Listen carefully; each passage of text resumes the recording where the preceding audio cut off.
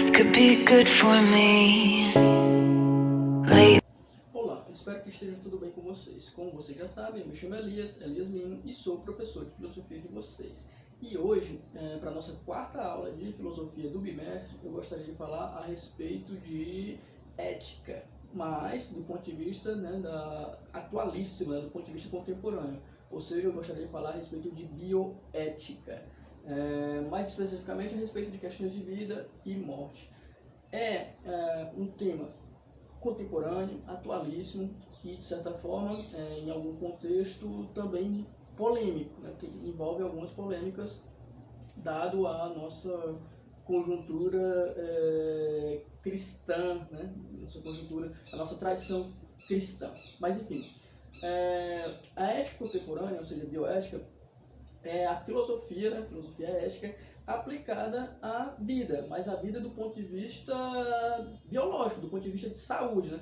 De prolongar a vida, de encurtar a vida, de melhorar a vida, e a que custos, né, ocorrem esses melhoramentos para a vida de alguns, né, e para outros não, né? A gente tem em alguns lugares do mundo, né, pesquisas de vacinas que vão curar o câncer. Por outro lado, em países em desenvolvimento, a gente tem gente morrendo de gripe num posto de saúde e não tem atendimento. Ok? Então, esses melhoramentos da vida, esse prolongamento da vida vai para quem, por quê e quando, né? Quem decide isso? Então, segundo, né, o francês Gilles Lipovetsky, a gente vive hoje um período de relativismo moral, ou seja, como a gente vive para ele numa sociedade pós-moralista, então a gente já não tem mais um senso de dever com o coletivo forte, então para ele a ética já não funciona mais, e um sintoma disso é que cada segmento vai criar o seu grupo de regras internas, né? Tem ética na empresa, ética empresarial, né? Ética ambiental, até na escola, né? Cada sala faz o seu conjunto de regras de convivência. Por que se faz isso? Segundo Lipovetsky, exatamente como o senso de dever coletivo não funciona mais, não somos mais éticos, não somos mais morais, você tem que reforçar esse tempo todo e essa ética pulveriza, né? Se pulveriza. Se você já fosse para a escola, por exemplo, se você fosse para a escola com um senso de dever com o coletivo, você não precisaria, né, ter lá, né, professor de turma, né, elaborando junto com vocês regras de convivência que você já deveria saber, né? São muito simples as regras de convivência, né? Escutar o professor, fazer as atividades, respeitar os colegas, não fazer barulho na hora da explicação, coisas que você supostamente deveria saber e não sabe e não faz, né? Ok? Então, já o Bauman, né, o polonês, né, Zygmunt Bauman, ele fala que sim, a ética ainda é atual, porém, para a contemporaneidade, ou seja, para hoje, esses instrumentos teóricos eles têm que se atualizarem, não pode ser mais, né, pensar a ética como se pensava lá na Idade Clássica, ou na Idade Média, ou até mesmo na modernidade. Hoje a gente vive um período em que o aparato tecnológico se volta para a vida, né, e interfere na vida, e aí a ética tem que pensar isso, né, com os instrumentos teóricos éticos podem pensar essa nova realidade. Então, questões de direito humano, questão de saúde, questão de justiça social, para o Bauman ainda continuam em voga e esses problemas são eminentemente éticos. Okay? Então, o termo bioética surgiu em 1927, né, com um teólogo alemão chamado Fritz Jaar, né? Fritz Jaar.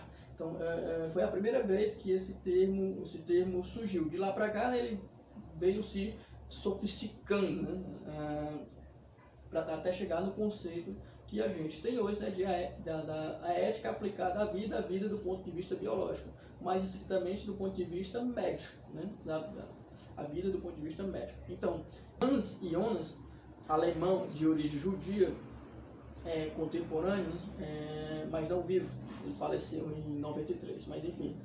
Em dois livros dele, O Princípio Vida e O Princípio Responsabilidade, ele define, né, mais ou menos o que é a bioética, né? Ou seja, fazer com que a atuação, né, seja condigente com a vida digna para o ser humano enquanto espécie, ou seja, portanto, do ponto de vista biológico, né, do ponto de vista médico, agora todo, né, e as futuras gerações. E aí é que pega, né? Porque, segundo Hans Jonas, a gente nunca pensou nas futuras gerações. A gente sempre pensava no aqui e no agora, né? Sempre éticas imediatistas, né? E sempre pensando só no seu próximo, né? Nunca no ser humano do ponto de vista de espécie, né? Espécie, todos, né? E nas gerações futuras. Então, que tipo de vida digna e condizente, que inclui condições materiais, que tipo de vida a gente vai legar para as futuras gerações? Se a gente continuar consumindo exacerbadamente, se a gente continuar poluindo, se a gente continuar interferindo no clima, se a gente continuar desmatando, se é uma vida digna, condizente, né? Com uma vida condizente, é uma vida humana digna? Será? Né? Então, por outro lado, aí a gente já tem o australiano, né, o Peter Singer, ou, já que é em inglês, né, Peter Singer, né, contemporâneo e vivo, que ele num livrinho dele chamando Repensando a Vida e a Morte, né, o Colapso da Ética Tradicional, esse é um livro de 94. Né, então, se tratando de filosofia, isso é muito recente.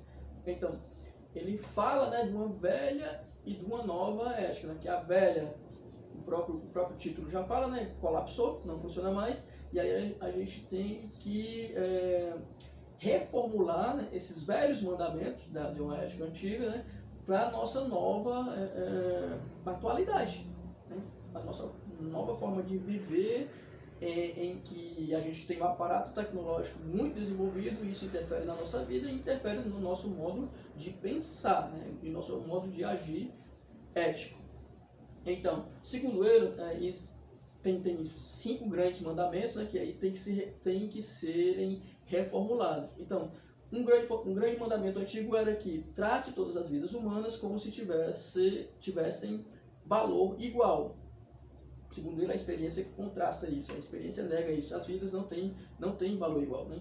E aí, do ponto de vista da medicina, né, quando se está no hospital, os médicos estão fazendo o tempo todo um cálculo até meio que utilitário. Quem tem mais condições de viver, e aí quem tem mais condições de viver e de que forma viver, né? Então, se tem um velho em situação terminal, né, e tem um jovem que ainda pode ser salvo e ainda tem muito tempo de vida para frente, eles já vão tratar de forma diferente. A vida não vai ter valor igual, né? Eles vão tentar, com muito mais empenho, tentar salvar a vida do jovem, né, do que do velho. Então, isso contrasta essa velha máxima, e segundo ele teria que se reescrever, né, essa máxima com: reconheça que o valor da vida é variável.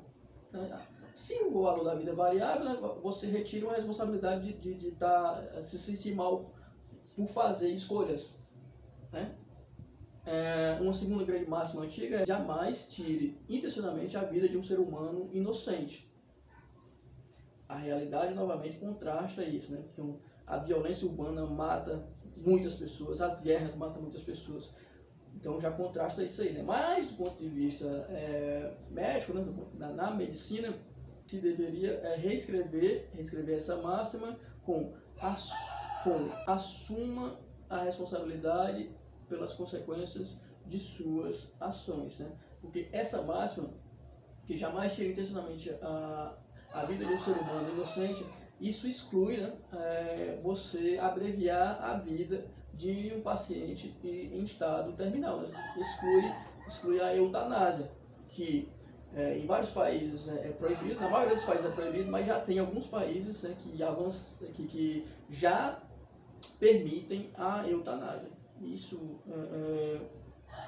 se você reescreve, né, você permite que isso aconteça, desde que o profissional esteja inteiramente consciente daquela ação, né? Uma outra máxima também antiga é: jamais tire sua própria vida e sempre tente impedir outros de tirarem suas vidas. Essa máxima também, né, ela impede, né, que a pessoa decida pela própria vida, né? Impede novamente a eutanásia em caso terminal, né? Então, ele propõe, né, substituir essa máxima por: respeite o desejo do outro de viver ou de morrer, ok? uma quarta máxima é sede frutíferos e multiplicai-vos, ou seja, né, a máxima cristã, né, é crescer e multiplicai-vos. E aí, inclusive, ele fala que isso único e exclusivamente vem da tradição cristã, e isso fazia sentido quando o mundo era pouco povoado. Mas hoje a gente tem mais de 7 bilhões de pessoas, a gente tem quase 8 bilhões de pessoas e recursos limitados. Então, que tipo de vida terão essas pessoas, né? E crescendo, né? Cada vez mais crescendo o número de pessoas. Então, que tipo de vida vai ter essas pessoas? Então, para ele não faz mais sentido isso. Então, ele substitui essa por só traga ao mundo filhos desejados. Você tem condições de criar seus filhos, né? Condições emocionais e materiais. Porque tem gente que tem condições materiais, mas não tem condições emocionais. E tem gente que não tem nem emocionais e nem materiais. Ok? E a quinta, né? Trate toda a vida humana como se fosse mais valiosa do que a vida não humana. Então,